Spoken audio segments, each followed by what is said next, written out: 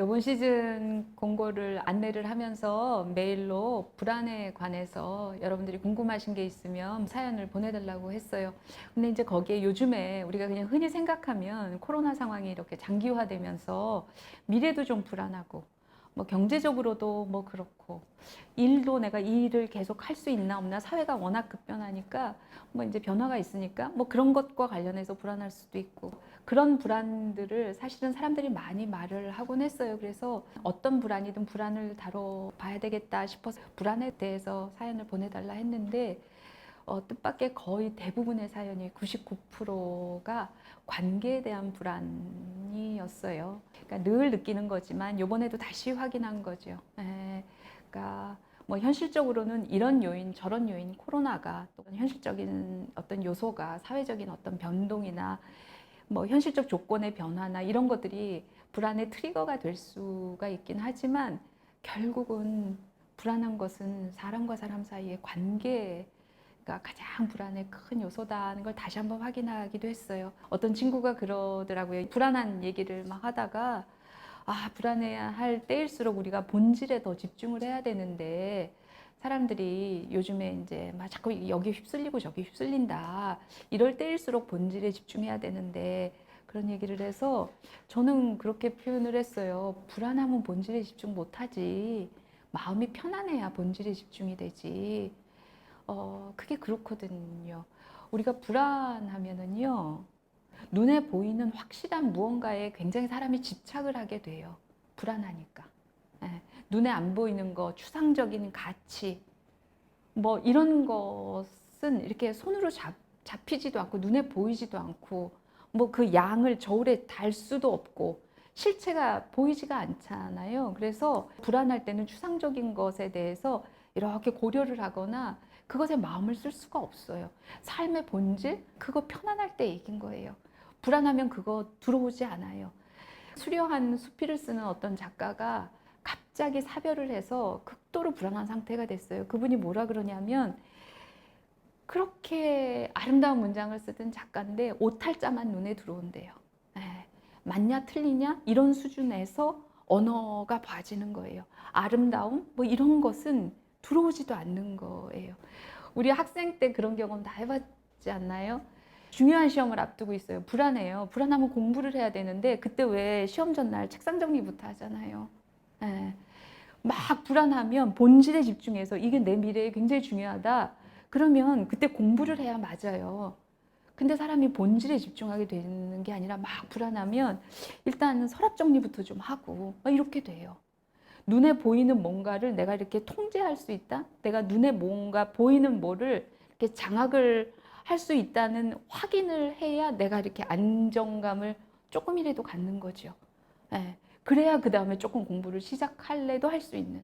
이게 불안할 때 나타나는 아주 일반적인 특성이죠. 사실 우리 사회에서 학벌을 중시하는 거, 스펙에 집착하는 거, 자격증에 막 매몰되는 거, 이런 게 바로 사실은 불안할 때 나타나는 아주 일차적인 모습이기도 해요. 눈에 보이는 무언가가 있어야 내 미래나 내 삶이 안정감을 가질 수 있다고 생각을 하게 되는 거죠. 눈에 보여야. 그래요. 그래서 우리가 불안하면 자꾸 뭔가 이렇게 물리적인 것에 자꾸 집중하고 집착하게 되는데 그러면 요즘에 우리 다들 불안하다. 그런 쪽으로 가면 문제 해결이 안 된다니까. 그럼 본질로 와야 되는데 그러면 그래야지. 그런 당위적인 생각으로 본질로 와지지도 않아요. 의지가 있다고 그렇게 되지도 않고 그렇게 되지 않는 여러 장애물들이 있죠. 불안할 때 본질에 돌아올 수 없는 장애물들이 있어요. 그래서 한번 오늘부터 시작해서 한 몇 차례에 걸쳐서 여러분들이 보내주셨던 불안한 여러 저마다의 개인적인 상황을 통해서 본질에 집중하기가 힘든 그런 모습들이 어떤 모습들이고 우리가 흔히 어디에 걸려 넘어져서 불안 때문에 본질을 놓치고 그래서 우리가 자꾸 다람쥐 쳇바퀴 돌듯이 불안의 그런 회로에서 벗어나지 못하고 있는지 몇 차례에 걸쳐서 여러분들하고 같이 거리를 두고 한번 이렇게 한번 같이 들여다보자. 보다 보면 내가 보인다. 그렇게 나를 한번 바라보자. 그런 마음으로 이야기를 시작해 보겠습니다. 예. 20대 후반의 여성이에요. 예. 저 자신을 가장 불안하게 만드는 건 혼자 남겨질까 봐입니다. 저는 우리 집의 장녀입니다. 엄마랑 동생 2명, 이렇게 4명이 살고 있습니다. 최근에 동생이 내년에 결혼할 계획이라고 얘기를 했습니다. 그 얘기를 듣는 순간 눈물이 나왔습니다. 저는 지금 정신적으로, 마음적으로 힘든 시기인데 가족에게, 특히 동생들에게 의지하고 살고 있습니다. 동생이 결혼해버리면 저의 일상인 퇴근 후에 동생들이랑 수다 떨고 TV 보고 강아지랑 놀고 얘기하는 그런 저의 유일한 낙인 일상이 사라질까 봐 두려웠습니다. 저는 엄마에겐 기대가 전혀 없고 그나마 말이 잘 통하는 동생들에게 유일하게 의지했었거든요. 다른 동생들도 아마 3년 안에 다 결혼을 할 것 같은데 저 혼자 남겨질까 봐 두렵습니다. 불안한 이유를 제가 더 생각을 해보니 저는 여러 가지 이유로 지금 많이 힘들고 상처받고 지쳐있는 상태입니다. 동생이 결혼으로 정착한다고 하니 너무나 부러웠습니다. 저의 미래가 걱정되고 불안해졌습니다. 저는 제대로 된 연애를 못한 지 1년이 넘었습니다. 상처받은 경험들로 마음을 열기는 더 힘들어졌습니다. 직장을 다니고는 있지만 매일매일 제가 모자라고 부족한 것 같고 뭘 하든 제대로 하는 것이 없는 것 같고 제 이런 생각과 모습들이 한심해 보입니다. 이렇게 자존감이 바닥인 사람이 앞으로 어떻게 직장 생활이나 대인관계를 유지할 수 있을지, 또 어떻게 연애는 할 수 있을지, 직장 생활이나 대인관계, 연애나 결혼, 저를 좋아할 사람이 없을까봐 너무 불안하고 두렵습니다. 혼자 고립되는 건 정말 너무 슬프고 못 견딜 것 같습니다. 그래서 모든 걸 포기하게 될까봐 무섭습니다. 이거는 고민인데 대화할 때 사람들과 의견이 안 맞거나 다투게 될 경우 상대방이 더는 얘기를 안 하려고 하는 행동을 하면 저는 그 사람이 저와 풀지 않고 영영 떠나버릴까봐 불안해집니다. 그래서 언제부턴가 그냥 그런 상황 자체가 되면 말 안 하려 하고 제 감정과 마음을 숨기는 게 일상이 되어버린 것 같습니다. 상대방이 저에게 신경 쓰고 관심 가질 수 있는 게 있다면 어떤 행동이든 그 행동을 유발하려고 제가 애를 쓰게 됩니다. 그래서 저를 그 사람이 풀어주게끔 먼저 사과하길 바라게 됩니다. 제가 왜 이런지. 선생님께 다시 치유받고 싶습니다. 제 이런 점들이 조금이라도 나아지길. 이런 사연을 보내주셨어요. 여러분들은 이 사연을 들으면서 어떤 단어, 어떤 문장이 마음에 이렇게 와 닿으셨을지 모르겠어요. 사람마다 아마 다 다를 건데 저는 이분 얘기를 들으면서 약간 이게 3단이 분리되는 그런 느낌을 받았어요. 처음부터 끝까지 제가 이분의 사연을 그냥 읽은 건데 이게 이렇게 3단계로 탁탁 이렇게 분리가 되는 지점이 있어요. 첫 번째 분리는 지금 내 불안을 촉발시킨 동생의 결혼을 설명하는, 동생이 이렇게 결혼을 하게 되면 내 일상이 사라질까 봐, 동생들하고 같이 지내는 이 일상, 이게 사라질까 봐 너무 두렵습니다. 여기까지가 1단, 로켓 1단 분리, 제일 표층이라고 생각이 들어요. 이것 때문에 내 불안이 확 트리거가 됐어요. 근데 이분이 불안한 이유를 더 생각해 보니 그렇게 시작하면서 나타난 게 2단이에요. 그 표층의 바로 밑에 얘기를 하고 계세요. 불안한 이유를 생각해 보니 동생 이렇게 하는 거 보니까 내가 되게 부럽다, 동생이. 그러면서 내 미래가 걱정되고 불안해졌다. 나는 지금 연애하다 실패해서 상처 때문에 마음도 못 열겠고 직장에서도 뭐 하나 제대로 하는 것도 없는 것 같고 자존감도 바닥이고 이러다 보니까 직장 생활, 대인관계, 결혼, 연애, 나를 좋아할 사람이 세상에 어디 있을까.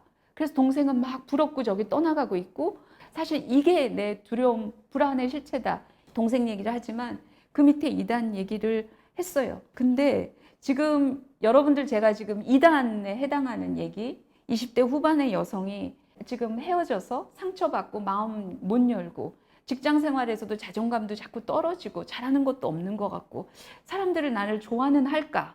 이런 것들을 쭉 얘기를 하셨잖아요. 요 2단에 해당하는 얘기를 들으면요. 이걸 듣는, 지금 유튜브를 듣는 거의 모든 분들이 다 뭐라 그럴 것 같냐면 나도 그런데 그럴 것 같아요.